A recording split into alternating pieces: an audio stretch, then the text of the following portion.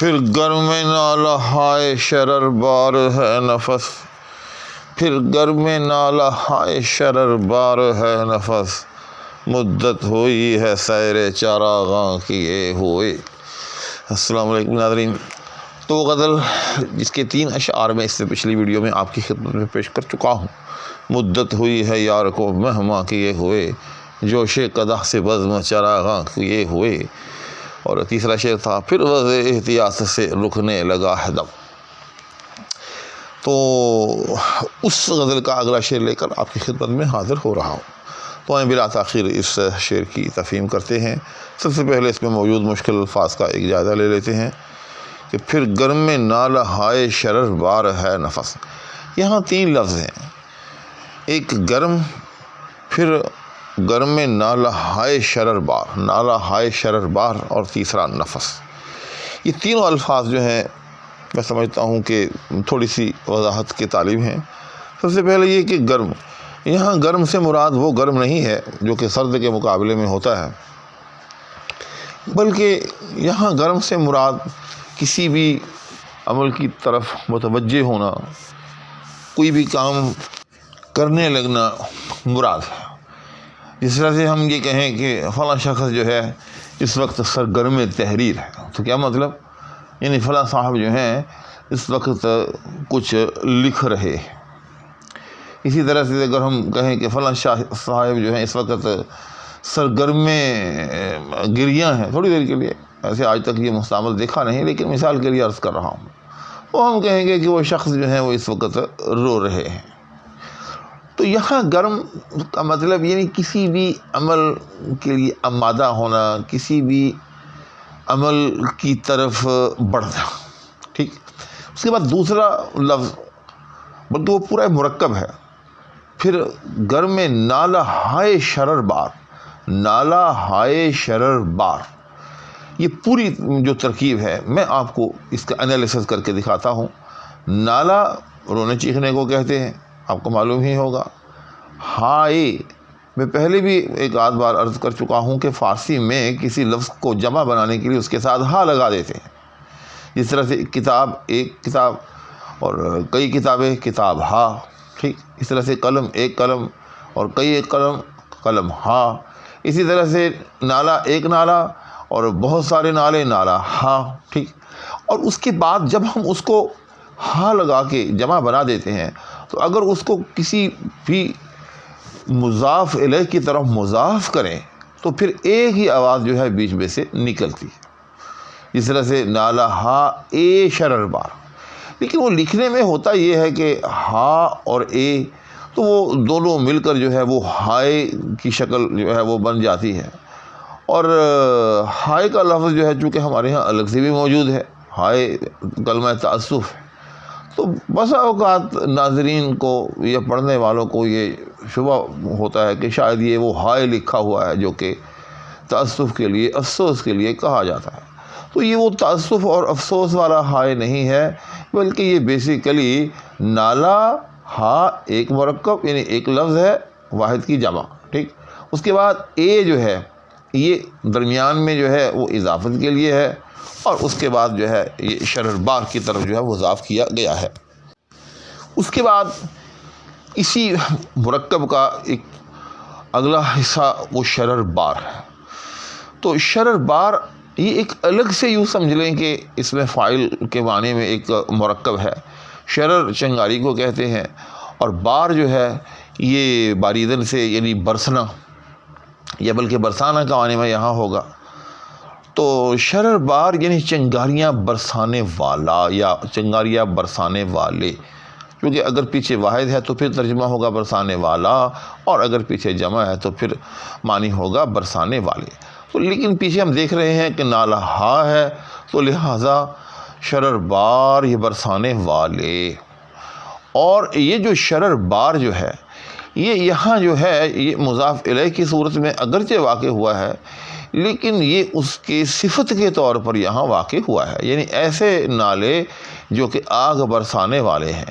تو اب ہم ان تینوں، بلکہ ابھی تو وہ تیسرا نفس کا لفظ ابھی رہتا ہے، یعنی کہ جو درمیان میں ایک مرکب ہم نے اٹھایا ہے شرح کے لیے، اب ہم اس کے معنی جو ہیں وہ کرتے ہیں کہ پھر گر میں نالہ ہائے شرر بار، یعنی ایسے نالے کہ جن میں سے آگ نکل رہی ہو، ایسے نالے جو آگ برسا رہے ہوں۔ ایگزیکٹ اس کا جو ہے ترجمہ یہ ہے، نالہ ہائے شرر بار، یعنی ایسی چیخیں یا ایسے نالے یا ایسی آہیں کہ جو آگ برسا رہی ہوں۔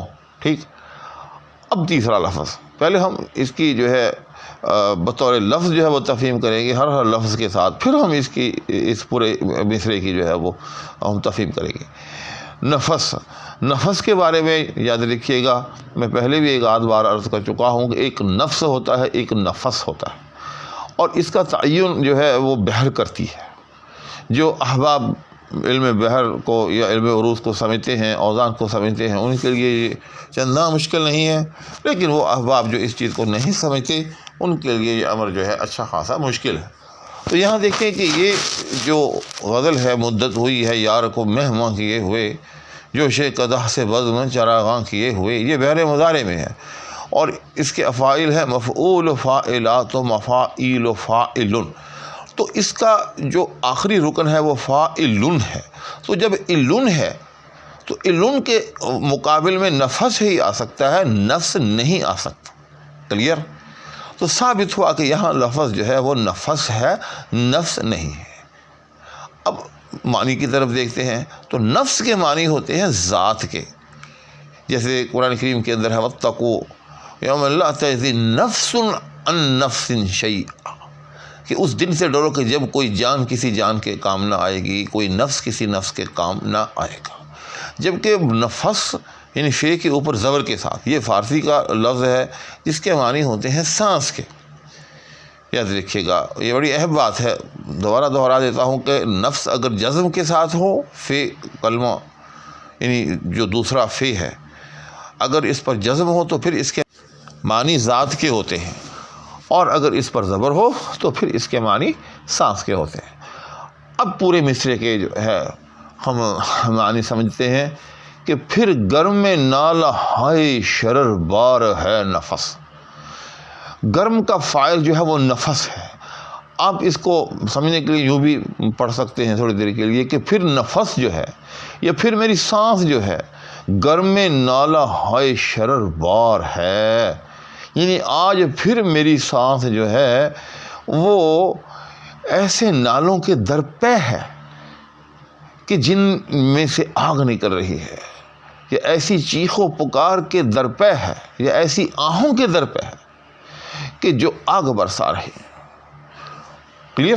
اب ہم دوسرا مثال دیکھتے ہیں کہ مدت ہوئی ہے سیر چراغاں کیے ہوئے، یعنی غالب جب آہیں بھر رہا ہے اور وہ ایسی آتشناک قسم کی آہیں ہیں، ایسی آتش سے لبریز آہیں ہیں کہ گویا کہ غالب کے منہ سے ایک چراغاں کا سا سما جو ہے وہ پیدا ہونے جا رہا ہے، یعنی جہاں جہاں سے غالب گزر رہا ہے وہاں وہاں جو ہے آگ یوں نکل رہی ہے کہ دیکھنے والوں کو یوں لگ رہا ہے کہ گویا کہ ایک چراغاں ہے، یعنی چراغ ہی چراغ جو ہیں وہ جو ہے وہ جلتے چلے جا رہے ہیں، حالانکہ وہ چراغ نہیں ہے بلکہ وہ نالہ ہائے شرر بار ہیں۔ اب غالب جو ہے اسی چیز کو اپنے لیے جو ہے یوں سمجھے کہ باعث سیر جو ہے وہ قرار دے رہا ہے کہ مدت ہوئی ہے سیر چراغاں کیے ہوئے، کہ یہ جو دنیا میں قمقمے ہیں، دنیاوی چراغ ہیں، کیا ان کی روشنی، کیا ان کی چمک، کیا ان کی دمک، اگر چمک دمک دیکھنی ہو، روشنی دیکھنی ہو تو پھر مزہ تو اس چراغاں کا ہے کہ جو میری نالوں سے جو ہے وہ پیدا ہو رہی ہے، ان نالہ ہائے شرر بار کی وجہ سے جو چراغاں ہیں، لطف تو ان کو دیکھنے کا ہے۔ تو غالب کہتا ہے کہ جب اس چراغوں کو دیکھا تو لطف آ گیا، مدت ہوئی ہے سیر چراغاں کیے ہوئے، یعنی آج پھر من میں آ رہا ہے کہ اے غالب اٹھ، چند ایسی آہیں بھر کہ جو ایسی آتشناک ہوں، جو ایسے نالہ ہائے شرر بار پر مشتمل ہوں کہ چاروں طرف ایک چراغاں کا سما جو ہے وہ برپا کر دے، اور یہ عام دنیاوی چراغاں جس کے مقابلے میں کچھ نہ ہو، اور پھر ہم اس چراغاں سے جو ہے سیر کا لطف لیں۔ تو ناظرین، امید ہے کہ آپ کو اس شعر کا مفہوم اب مکمل طور پر سمجھ میں آ گیا ہوگا۔ میری کوشش تو یہ تھی کہ اس ویڈیو میں متعدد اشعار آپ کی خدمت میں پیش کرتا، لیکن پھر وہی بات کہ مزہ نہیں آتا کہ جب تک کسی چیز کو مکمل طور پر واضح نہ کر لیا جائے۔ تو اس لیے آج اسی ایک شعر پر اکتفا کرتا ہوں۔ انشاءاللہ اس غزل کے باقی ماندہ اشعار کے ساتھ اگلے نشست میں حاضری ہوگی۔ اس وقت تک کے لیے فقیر کو اجازت دیجیے، دعاؤں کی درخواست کے ہمراہ۔ اللہ حافظ۔